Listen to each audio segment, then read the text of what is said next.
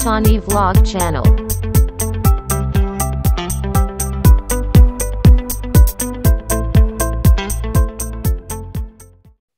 Maka sekarang saudaraku, kalau kita mau meneladan Bunda Maria, apa yang harus kita teladani? Kalau kita mau berjalan bersama Maria, apa yang harus kita pikirkan? Ada 3 hal yang gereja ajarkan pada kita tentang Bunda kita Maria. Pertama, Maria adalah teladan iman.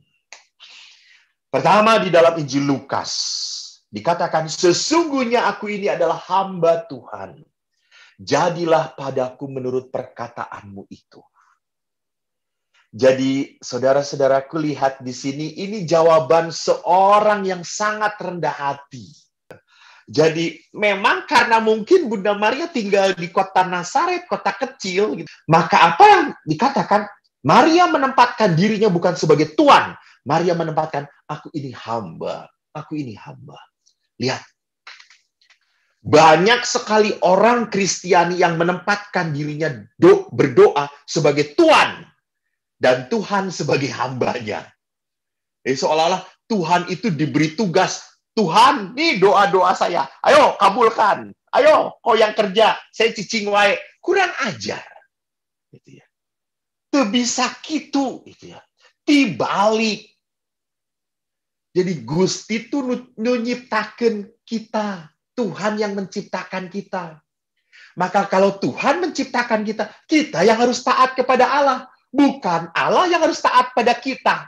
Maka Maria benar, aku ini hamba. Hamba. Maria betul sekali meletakkan dirinya di hadapan Tuhan.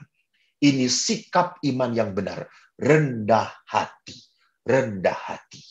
Lukas 8 mengatakan, ia menjawab mereka, siapa ibuku? Ibu dan saudara-saudaraku ialah mereka yang mendengarkan firman Allah dan melakukannya.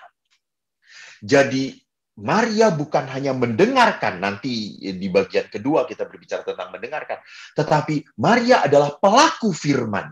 Maria sungguh, dia taat. Maria tidak berkata, terjadilah padaku menurut perkataanmu, lalu segala perbuatan Maria seenaknya saja. Tidak.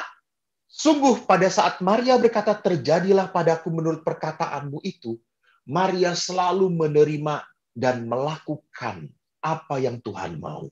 Bapak Ibu yang terkasih, saya kalau tidak sedang repot, kalau sedang kosong jam 12 Angelus, saya selalu berusaha untuk ke gereja. Dan setiap saat saya Angelus, sampai kepada bagian ketiga, yang kita doakan, sabda telah menjadi daging dan tinggal di antara kita. Dan kalau saya melihat patung Pieta, bagaimana Bunda Maria memangku Yesus, dan pada saat doa Angelus kita menyapa, aku ini hamba Tuhan, terjadilah padaku menurut perkataanmu. Saya yakin, ibu mana sih yang tidak menangis melihat anaknya mati di tangan dia. Jadi pada saat saya melihat bagaimana Michelangelo menggambarkan Yesus ada di pangkuan Bunda Maria, Maria pun selalu berkata, terjadilah padaku menurut perkataanmu itu. Kalau memang kehendak Allah harus pahit dalam hidup saya, ya kepahitan itu tetap akan saya telan. Itu sikap seorang hamba. Jadi kepahitan itu bukan menjadi sarana supaya dia menjadi pahit lagi. Tidak. Ini adalah sarana pemurnian. Lalu lihat juga bagaimana Maria punya iman yang kuat dengan berkata, apa yang dikatakan kepadamu, buatlah itu. Ingat ini kata-kata di mana? Ini yang dikatakan oleh Maria pada saat perjamuan di Kana. Mujizat Yesus yang pertama. Mujizat Yesus pertama terjadi, Maria tidak mendesak, Maria hanya berkata kepada para pelayan, apa yang dikatakan kepadamu, buatlah itu. Inilah tindakan iman. Jadi yang paling utama dalam hidup Maria adalah apa? Mendengarkan Allah dan mengikuti kehendaknya. Jadi bukan mendengarkan keinginan saya, bukan mendengarkan kerinduan saya, Bukan mendengarkan mimpi-mimpi saya, bukan, tapi mendengarkan Allah dan mengikuti kehendak Allah. Inilah yang dikatakan sebagai apa? Iman. Jadi iman adalah dasar dari segala sesuatu yang kita harapkan dan bukti dari segala sesuatu yang tidak kita lihat. Ini yang dikatakan oleh surat kepada jemaat di Ibrani. Iman adalah dasar. Apa itu iman? Jadi iman itu pertama-tama harus meluap dari rasa percaya pada sifat-sifat Allah. Apa sifat Allah? Sifat Allah yang baik. Sifat Allah yang penuh kasih. Sifat Allah yang pengampun. Sifat Allah yang selalu memelihara manusia. Allah yang tidak pernah mau seorang anak pun anaknya sesat. Bahkan sifat Allah, bagaimana karakter Allah digambarkan oleh Yesus begitu indah. Dengan memperlihatkan gembala yang meninggalkan 99 ekor dan mencari 1 ekor yang tersesat. Apa enggak sinting ya?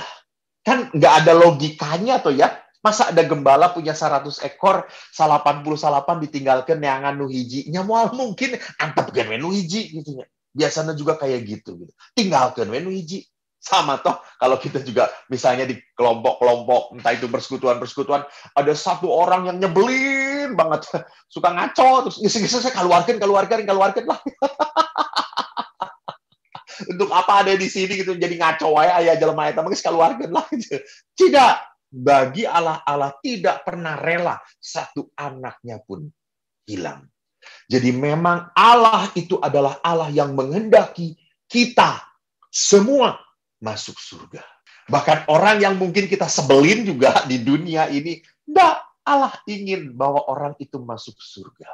Jadi lihat, kita harus punya iman bahwa karakter Allah adalah karakter yang seperti digambarkan oleh Yesus. Dan kita tidak hanya tahu, kita pun harus merasakan bagaimana Allah mengasihi kita, bagaimana Allah itu menjadi benteng kita, bagaimana Allah itu menjadi pelindung kita, bagaimana Allah itu menjadi sumber kekuatan saya. Itu harus menjadi pengalaman dalam hidup kita. Jadi tidak cukup kita tahu, kita pun harus mengalami. Maka iman itu, dasar iman itu akan menjadi kuat dalam hidup kita kalau kita semakin mengalami pengalaman Tuhan. Maka iman kita akan tumbuh. Jadi memang iman itu tidak bisa diam saja. Enggak, iman itu harus berkembang. Dan lihat, Rasul Paulus berkata, iman itu timbul dari pendengaran oleh firman Kristus. Jadi lihat, iman itu bukan timbul dari baca, enggak, dari mendengarkan. Mendengarkan itu berarti apa? Itu adalah apa? Ketaatan seorang hamba. Seorang hamba itu kan pasti mendengarkan tuannya mau ngomong apa, tuannya nyuruh apa. Dia mendengarkan.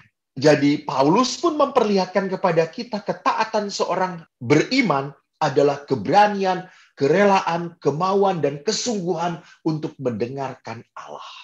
Dan Paulus berkata kepada jemaat di Efesus, sebab karena kasih karunia kamu diselamatkan oleh iman.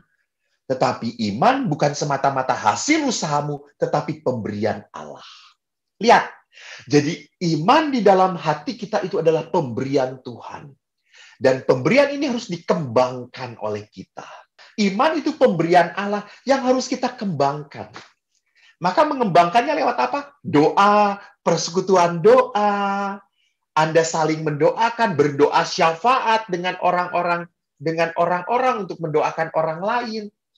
Ada orang lain yang berkesusahan, saya bisa mendoakan, saya tolong doakan ya, atau saya bisa melakukan apa? Saya bisa melakukan apa? Ini bahwa pemberian Allah itu tidak saya diamkan.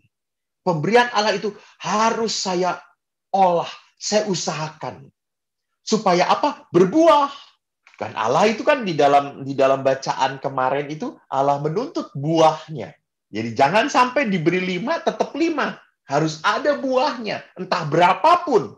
Itu berarti apa? Kita mengolah, kita mengusahakan. Tidak diam saja. Lihat, itulah iman dari Bunda Maria. Yang kedua, kita bisa belajar dari Bunda Maria tentang apa? kasih. Kita lihat kutipan kitab sucinya. Maria adalah orang yang dipenuhi oleh kasih Allah. Sehingga kuasa Allah memenuhi hidupnya. Itu yang dikatakan oleh malaikat Gabriel waktu memberi kabar. Salam hai engkau yang dikaruniai, Tuhan menyertai engkau. Jangan takut Maria, engkau beroleh kasih karunia di hadapan Allah. Jadi Maria itu tahu bahwa Allah itu memberi tugas pada dia. Ini adalah bentuk cinta Allah kepada Maria. Jadi saudara-saudaraku lihat di sini, bukan hanya kasih karunia diberikan kepada Maria, tetapi Lukas pun menekankan Roh Kudus akan turun atasmu dan kuasa Allah yang Maha Tinggi akan menaungi engkau. Jangan takut Maria. Jadi saudara-saudaraku, rasanya bukan hanya Maria yang punya tugas. Kita pun sama punya tugas. Saya punya tugas panggilan sebagai apa? Imam, sebagai imam. Jadi lihat, mungkin ada kekhawatiran. Jangan takut, jangan takut. Engkau beroleh kasih karunia, maka aku menjadikan engkau imam. Sama. Anda pun hidup pernikahan, itu adalah kasih karunia Allah. Ingat itu. Tidak setiap orang dipanggil untuk menikah. Dan kalau Anda menikah dengan pasangan Anda, itu berarti apa? Kasih karunia Tuhan. Sama kalau Anda mau hidup sendiri pun, selibat. Selibat tidak mau menjadi pastor atau suster, Anda mau hidup selibat sendiri, itu kasih karunia Allah. Dan ingat, Anda bisa bertahan dalam panggilan Anda. Karena apa? Malaikat Gabriel berkata, Roh Kudus turun atasmu, dan kuasa Allah yang Maha Tinggi menyertai engkau. Jadi, kalau kita hidup di dalam tugas perutusan Tuhan, kita tidak perlu takut. Ada orang muda yang sering bertanya pada saya, Romo, saya tuh takut nikah, Romo. Takutnya apa? Takut nanti cerai. Terus saya mengatakan, ya udah jangan nikah. Oh, saya kalau nggak nikah, nanti siapa yang memperhatikan saya, Romo? Kalau saya ke rumah sakit, lalu siapa yang nganterin saya, Romo? Gitu. Tuh, ya sudah kamu nikah, tapi takut juga. Ya sudahlah, kalau kata-kata saya tuh, nikahnya sewa aja, sewa gitu ya. Siapa yang nganter sewa dengan Gojek? Kan Gojek kan bisa disewa, toh kata saya itu. Gitu. Jadi saudaraku lihat, kalau orang tidak tinggal di dalam Tuhan, maka kita akan meragukan kuasa Allah. Kalau kita tidak pernah melihat bahwa tugas panggilan saya sebagai seorang imam, panggilan saya hidup dalam berkeluarga, ini adalah tugas dari Allah, maka saya tidak pernah bisa mengandalkan Tuhan. Maria dikatakan engkau akan mengandung dari Roh Kudus. Jangan takut, Tuhan mengasihi engkau. Roh Kudus menyertai engkau. Bapak Ibu, itu kata-kata yang sama yang Allah berikan untuk Anda dan saya. Jadi kalau kita meneladani Bunda Maria hidup di dalam cinta, maka kasih Kristuslah harus menjadi kekuatan kita. Kasih Kristus harus menjadi pendorong kita.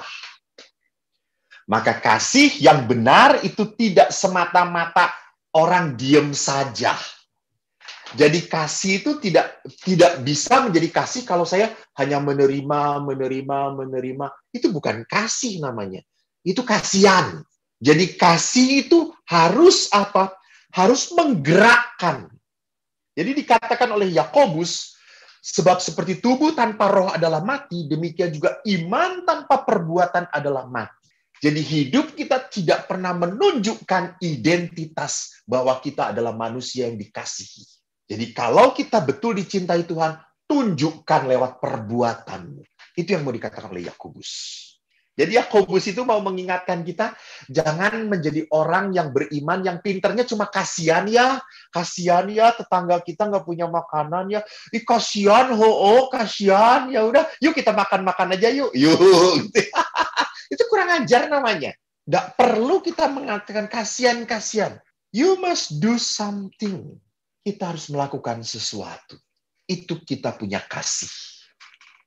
Maka kalau kita berefleksi tentang hidup dalam kasih menurut surat Yakobus, dikatakan, apakah gunanya saudara-saudaraku jika seorang mengatakan bahwa ia mempunyai iman, padahal ia tidak mempunyai perbuatan.